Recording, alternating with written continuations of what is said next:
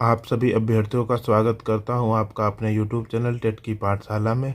आज मैंने UP-TLR third semester के मैथमेटिक्स सब्जेक्ट की बहुत ही महत्वपूर्ण इम्पॉर्टेंट प्रश्न लेके आया हूं। यह सभी प्रश्न आपके आगामी परीक्षा के लिए अत्यंत महत्वपूर्ण है, अतः आपसे निवेदन है कि वीडियो को पूरा से पूरा देखिए, जिससे आपके सभी प्रकार के डाउट क्लियर हो जाएं। अगर आपको मेरा प्रयास अच्छा लगे तो मेरे चैनल को सब्सक्राइब, वीडियो को अधिक से अधिक शेयर एवं लाइक भी करिए। चलिए शुरू करते हैं आज के प्रश्न को। पहला प्रश्न दिया गया, एक लंबवतीय शंकु का वक्रपृष्ठ ज्ञात कीजिए जिसकी ऊर्ध्वाधर ऊंचाई 15 सेंटीमीटर तथा आधार की त्रिज्या 8 सेंटीमीटर है। तो जो चीज़ दिया गया उसको नोट कर लेते हैं। हल दिया गया, शंकु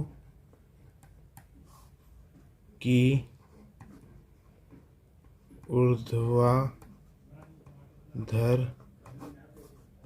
ऊंचाई आपकी दे दी गई 15 सेंटीमीटर और शंकु की आधार की त्रिज्या बराबर 8 सेंटीमीटर ये दे दी गई। अब हमसे पूछा गया शंकु का वक्रपृष्ठ ज्ञात कीजिए। तो वक्रपृष्ठ का फार्मूला होता है पाई आर एल। तो हमें एल ज्ञात करना पड़ेगी। एल मतलब तिरछी ऊंचाई। तो शंकु की तिरछी ऊंचाई का सूत्र लगा लीजिए यहाँ पे। शंकु की तिर्यक या तिरछी ऊंचाई क्या होता है आपका, एल बराबर √h² माइनस आर स्क्वायर। अब वैल्यू यहाँ पे रख लीजिए। एच आपकी दे दी गई यहाँ पे 15, तो 15 का स्क्वायर माइनस 8 का स्क्वायर। 15 का स्क्वायर होता है आपका 225। एल बराबर होता है h² प्लस आर स्क्वायर होता है यहाँ पे। यहाँ भी प्लस हो गया यहाँ पे। यहाँ 15 का स्क्वायर होता है 225 प्लस 8 है 64। ये हो गया। अब 225 और प्लस 64 कितना हो जाएगा आपका, 225 और 64 आपका 289 हो गया। अब 289 किसका वर्गमूल होता है आपका, 17 का। तो यहाँ पे हो जाएगा शंकु की तिर्यक ऊंचाई बराबर 17 सेंटीमीटर के। यह आ गया। अब हमसे पूछा गया शंकु का वक्रपृष्ठ। प्रश्न में देखिए, लंबवतीय शंकु का वक्रपृष्ठ ज्ञात करना है। तो यहाँ पे लिखते हैं शंकु का वक्रपृष्ठ आपका होता है पाई आर एल। अब पाई को पाई रहने दीजिए। पाई आर आपकी तेजी यहाँ पे दे दी गई है, देखिए 8 सेंटीमीटर। आधार की तेजी 8 सेंटीमीटर। तो यहाँ पे हम लोग 8 कर लेते हैं, गुणे 8 और एल आया 17 और यहाँ पे हो जाएगा सेंटीमीटर का स्क्वायर, क्योंकि 8 भी सेंटीमीटर 17 भी सेंटीमीटर, सेंटीमीटर का स्क्वायर हो गया 8। अब 8 में 17 का गुणा करिए, 17 8 कितना होता है 136। 136 पाई सेंटीमीटर का स्क्वायर। ये आ गया आपका शंकु का वक्रपृष्ठ। यही आपका आंसर हो गया। अब चलते हैं प्रश्न संख्या 2 पे। अब दिया गया है, एक समद्विबाहु त्रिभुज के समान कोण तीसरे कोण से 4 गुना है, तो त्रिभुज के तीनों कोणों का मान ज्ञात कीजिए। तो सबसे पहले आपको पता होना, समद्विबाहु मतलब जिसकी दो भुजाएं आपस में बराबर है। तो मान लेते हैं ये भुजा बराबर है और ये वाली भुजा आपस में बराबर है।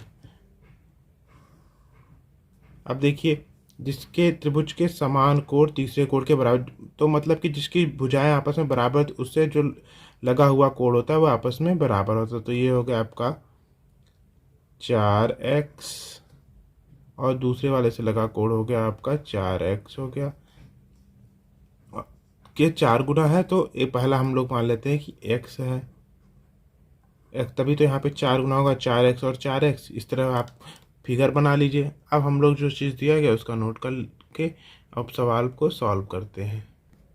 अब देखिए यहाँ पे क्या दे दिया गया आपका, ये मान लीजिए a है, ये आपका b है और ये आपका c है। तो ये हल, यहाँ भुजा AB बराबर AC के और क्या दे दिया गया, कोड बी और कोड सी बराबर है, तो कोड ए बी सी बराबर कोड यहाँ पे आ जाएगा ए सी बी के।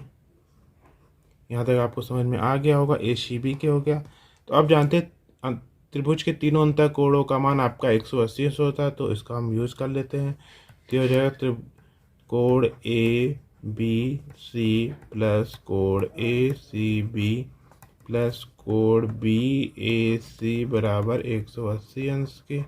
अब देखिए कोड ए बी सी और ए सी बी आपका बराबर मतलब 4x और 4x हो गया, तो यहाँ पे लिख लीजिए 4x अंश प्लस 4x अंश, और यहाँ पे x अंश बराबर 180 के, ये अंश में है सब है। अब यहाँ से देखिए 4x 8x और प्लस x 9x हो गया, तो यहाँ से हो जाएगा 9x अंश बराबर 180 अंश के। अब x अंश को हम लोग क्या कर लेंगे कि वैल्यू ज्ञात कर लेंगे, तो 180 अंश बटा 9 अंश। अब देखिए 9 इकन्ना में 9, 9 दूना 18, मतलब यहाँ से कितना आ गया आपका 20 अंश। देखिए कोड बी ए सी आपका x अंश था, तो इसकी वैल्यू हमारी 20 आ गई, तो इसीलिए कोड बी ए सी बराबर आपका 20 अंश। इसलिए आपका ए बी सी प्लस, और आपका दूसरा कोड कौन सा है, कोड ए सी बी आपका क्या हो जाएगा, जब 4x अंश दिया गया तो 4x अंश हो गया, तो 4 गुणे 20 अंश, तो 20 चौक के 80, तो ये 80 अंश, दोनों कोडों की वैल्यू आपकी 80 अंश आ गई। इस प्रकार 80 अंश आपका कोड ए बी सी आ गया, और 80 अंश ही कोड ए सी बी आ गया, और कोड बी ए सी आपका 20 अंश, तो 80 80 160 और प्लस 20 180 अंश, मतलब त्रिभुज के तीनों अंतः कोणों का मान 180 अंश होता है, तो आपकी वैल्यू सही है। अब चलते हैं प्रश्न संख्या 3 पे। अब देखिए अगला प्रश्न दिया, संलग्न चित्र में ए बी सी डी आपका चक्रीय चतुर्भुज है, और कोण सी बी और क्यू आपका 48 अंश, देखिए 48 अंश यहाँ बना दिया गया है, तथा ए बराबर 2b है। तो हम मान लेते हैं ये त्रिभुज दिया गया था, तो इसको हम लोग ए दिया गया है, और ये ए बराबर किसके हो गया आपका 2b दे दिया गया, तो हमें b की वैल्यू ज्ञात करनी है। तो हम लोग यूज़ कर लेते हैं चक्रीय चतुर्भुज का यूज करके, हम लोग a बराबर 2b का भी यूज करके हम लोग b की वैल्यू निकाल लेते हैं। तो चलिए सॉल्व करते हैं। तो हल, सबसे पहले आप क्या कर लीजिए, त्रिभुज बी सी क्यू में बी सी और ये क्यू यहाँ पे हो गया, तो आप जानते हैं बी सी क्यू पे इन दोनों कोणों की वैल्यू आपकी बहिष्कोण के बराबर हो जाता है, तो कोण आपका हो जाएगा डी सी बी बराबर 48 अंश प्लस बी। जानते हैं आप, क्या जानते हैं आप, बहिष्कोण बराबर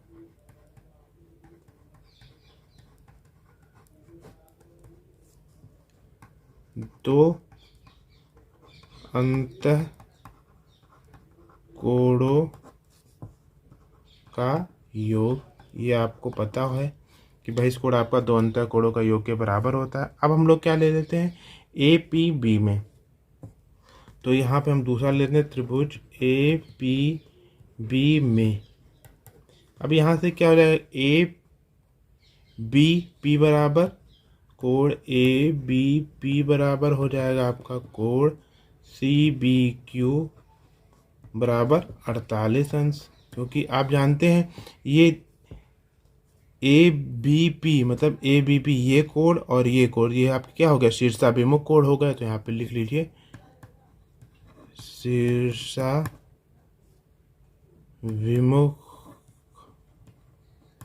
कोण, ये हो गया आपका यहाँ से। अब देखिए हम लोग क्या निकाल लेते हैं, डी ए बी वाला कोण, क्योंकि हम जानते हैं अभी हमने यूज किया कि बहिष्कोण बराबर दो अंतः कोणों के योग बराबर, मतलब ये कोण और ये कोण के बराबर ये कोण हो जाएगा, तो इसका हम लोग यूज कर लेते हैं। इसीलिए आपका कोण डी ए बी बराबर कोण ए बी पी प्लस ए, तो हमने ए बी पी बराबर 48 अंश निकाल लिया, तो यहाँ पे हो जाएगा 48 अंश प्लस ए हो गया। यहाँ से आप देखिए कोड डी ए बी की भी वैल्यू पता चल गई और हमें डी सी बी की भी वैल्यू पता चल गई। अब हम लोग जानते हैं कि त्रिज्यीय चतुर्भुज में आमने सामने के कोणों का योग कितना होता है आपका 180 अंश होता है, मतलब इस कोण और इस कोणों का योग आपका 180 अंश हो जाता है। तो इसका हम लोग यूज कर लेते हैं। तो अब हो जाएगा यहाँ पे चक्रीय चतुर्भुज ए बी सी डी में कोण डी सी बी प्लस कोण डी ए बी बराबर 180 अंश। देखिए अभी मैंने बताया डी कोण डी सी बी ये और कोण डी ए बी, आपके दोनों कोणों का योग 180 अंश होता है। ध्यान रख लेते हैं। तो सबसे पहले आपका आएगा 48 अंश प्लस यहाँ से बी है कोण डी सी बी की वैल्यू, और यहाँ पे वैल्यू है आपकी 48 अंश प्लस ए बराबर 180 अंश के। अब 48 आपका 96 हो गया, तो ए प्लस बी बराबर प्लस 96 अंश बराबर 180 अंश के। अब यहाँ से आपका क्या आ जाएगा, ए प्लस बी बराबर 180 अंश माइनस 96 अंश। अब यहाँ से आएगा ए प्लस बी बराबर 180 में से 96 घटाएंगे तो आपका 84 अंश आ जाएगा। अब हम लोग किसकी वैल्यू यहाँ से देखिए दे दी गई ए बराबर 2b, तो ए बराबर हम लोग यहाँ पे क्या रख लेते हैं 2b रख लेते हैं। अब यहाँ पे देखिए ए बराबर 2b प्लस बी बराबर 84 के अंश के, तो यहाँ पे आएगा 3b बराबर 84 अंश। तो इसी प्रकार b बराबर आप क्या हो जाएगा 84 अंश बटा 3, तो 3 दूना 6 3 8 24, मतलब b की वैल्यू आपकी यहाँ से आ गई 28 अंश। तो आपकी यहाँ से ए आपका b की वैल्यू पूछा तो b की वैल्यू आपके 28 अंश आएगा, यही आपका आंसर हो गया। अब चलते हैं प्रश्न संख्या 4 पे। अब दे दिए गए एक कक्षा में 40 विद्यार्थियों के किग्रा में भार के आंकड़े निम्नवत है। भार किग्रा में आपके 40, 41, 42, 43, 44 और 45 है। तो बारंबारता आपकी 8, 4, 6, 10, 6, 6 है। तो हमें इसका क्या निकालना है, आपका समांतर माध्य ज्ञात करना है। तो हल कर लेते हैं। हल आप जानते हैं यहाँ दिया गया भार किग्रा में ये दे दिया गया है, इसको हम लोग x मान लेते हैं, और बारंबारता आपका है f के बराबर। तो यहाँ से आपका क्या आ जाएगा x इंटू एफ, संचयी बारंबारता निकाल लेते हैं। तो अब देखिए जो दिया गया इसको हम लोग करके निकालते हैं। तो यहाँ 40 दिया गया है, तो यहाँ पे 8 दिया गया है, तो 8 यहाँ पे गुणा कर लिया, 8 चौक 32 हो गया, 320 हो गया यहाँ पे। अब 41 दिया गया है और यहाँ पे 4 दिया है, 41 में 4 का गुणा कर लीजिए तो 164 हो जाएगा। अब दे दिया गया आपका 42 में हमारा कितना है, आपकी बारंबारता 6 है, तो 42 में 6 का गुणा कर लीजिए 252 हो गया। अब दे दिया गया यहाँ पे 43 में आपका 10 से गुणा कर लीजिए, क्योंकि बारंबारता आपके 10, तो 430 हो गया। अब 44 दे दिया गया है, 44 आपकी भार के ग्राम है और 6 है, 44 में 6 का गुणा कर लीजिए 264 हो गया। अब आते हैं आपका 45 में, और बारंबारता आपकी 6 है, तो 45 भी और 6 से गुणा कर लीजिए, तो 45 में 6 का गुणा करेंगे 270 हो गया। यहाँ तक आ गया आपका। अब इसको हम लोग ऐड कर लेते हैं। अब बारंबारता को ऐड करेंगे तो f हो जाएगा। तो f क्या हो जाएगा आपका, सिग्मा f को आपस में जोड़ लीजिए, 8 4 12 6 18, 18 10 28, 6 34 6 40, तो यहाँ पे 40 हो गया यहाँ पे। अब इसको आपस में ऐड कर लेंगे तो यह हो जाएगा सिग्मा fx हो जाएगा। तो कितना हो जाएगा आपका, ये आपका करेंगे तो 1700 आ जाएगा। अब हम लोग जानते हैं समांतर माध्य ज्ञात करने का सूत्र। तो समांतर माध्य बराबर sigma of F x upon sigma F. अब देखिए यहाँ पे सिग्मा एफ एक्स आपका 1700 दे दिया गया है बटा 40 हो गया, 1 0 से 0 कट गया, 170 में 4 से भाग देंगे तो आपका आ जाएगा 40.5 किग्रा। यही आपका समांतर मादा आ गया। यह आपका समांतर मादा आ गया। यही आपका आंसर हो गया। अब चलते हैं प्रश्न संख्या 5 पे। अब प्रश्न संख्या 5 दिया गया, ये समुच्चय ए बराबर आपका दिया है करली ब्रैकेट में 2, 3, 5, 7, 9, 11, 13 और बी बराबर दिया गया 1, 5, 9, 13, 17 और 21। तो हमें A union B, A intersection B और ए माइनस बी ज्ञात करना। तो हल करते हैं इसको। सबसे पहले आपका ए यूनियन बी कैसे निकाला जाता है, या देख लीजिए इसको। ए यूनियन बी मतलब जो दोनों में हो, मतलब एडिशन करना है। तो जो चीज़ें सब में दी गई उसको नोट कर लिए। सबसे पहले आपका 1 दिया गया है, फिर यहाँ पे 2 दिया गया, फिर आपका 3 दिया गया और 5 दोनों जगह दिया गया, तब भी कर लेंगे तो 5 हो गया। अब देखिए यहाँ पे क्या हो गया, आपका 7 है, फिर आपका 9 है, फिर आपका 11 है, फिर 13 है, फिर 17 है और उसके बाद फिर आपका 21 है। तो मतलब सभी संख्याओं को हम लोग लिख लेते हैं। और दूसरा हमसे पूछ लिया गया था ए इंटरसेक्शन बी, तो मतलब जो कॉमन है, तो कॉमन आपका इन दोनों में क्या है, देखिए यहाँ पे 5 है, यहाँ 5 है, यहाँ पे आपका 7 है, यहाँ 7 नहीं, यहाँ 9 है, तो 9 भी कॉमन है। और क्या कॉमन है आपका, देखिए 13 है यहाँ पे और 13 यहाँ पे, तो यहाँ पे आपका 5 भी कॉमन है यहाँ पे। उसके बाद आपका 9 भी कॉमन है और 13 भी कॉमन है। तो इसका आंसर ये हो गया। प्रश्न संख्या 6 दिया गया है ए बी ब्रैकेट में X square plus Y square plus X Y bracket में A square plus B square का गुणनखंड कीजिए। सबसे पहले हम इसको में क्या करेंगे, गुणा कर लेते हैं ए बी और एक्स वाई के अंदर। तो यहाँ पे हो जाएगा A B X square plus A B Y square और यहाँ पे हो जाएगा plus A square X Y plus B square X Y. यहाँ पे आपको समझ में आ गया होगा। अब क्या कर लेते हैं हम लोग, अब आप इसको इस प्रकार लिख लीजिए ए बी एक्स स्क्वायर और इसको एक साथ ले लीजिए plus A square X Y. फिर यहाँ पे देखिए plus A B Y square दिया है, तो A B Y square plus B square X Y, ये हो गया। अब यहाँ से क्या कॉमन ले लीजिए आप, ए एक्स कॉमन ले लीजिए। ए एक्स कॉमन ले लेंगे तो क्या बचेगा आपका बी एक्स, और यहाँ पे ए एक्स कॉमन लिया तो प्लस ए वाई बचा यहाँ पे, प्लस यहाँ पे आप कॉमन ले लीजिए बी वाई, तो बी वाई कॉमन ले लेंगे तो यहाँ पे क्या बचेगा ए और वाई प्लस बी वाई यहाँ कॉमन है तो बचेगा बी और यहाँ पे बचेगा एक्स। अब देखिए यहाँ पे ए वाई प्लस बी एक्स, यहाँ भी है ए वाई प्लस बी एक्स, ये दोनों में कॉमन है तो इस पहले और लिख लिया जाएगा इसको हम लोग। तो हो जाएगा बी एक्स प्लस ए वाई एक ब्रैकेट में और दूसरे ब्रैकेट में आ गया ए एक्स प्लस बी वाई। तो ये हमसे सॉल्व करने को पूछा था कि गुणनखंड कीजिए। इस प्रकार हम लोग गुणनखंड कर लेते हैं। अब चलते हैं प्रश्न संख्या 7 पे। सिद्ध कीजिए 5 log 3 माइनस log 9 बराबर log 27।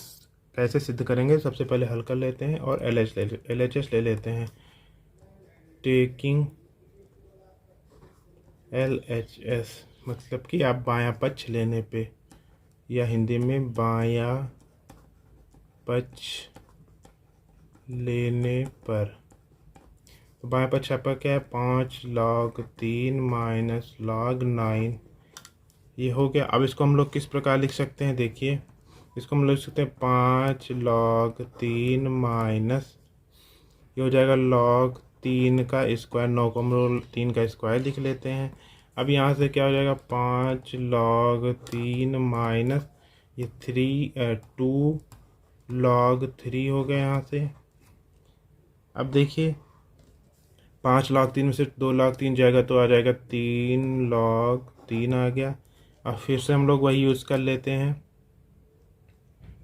ये हो जाएगा आपका log 3 का क्यूब।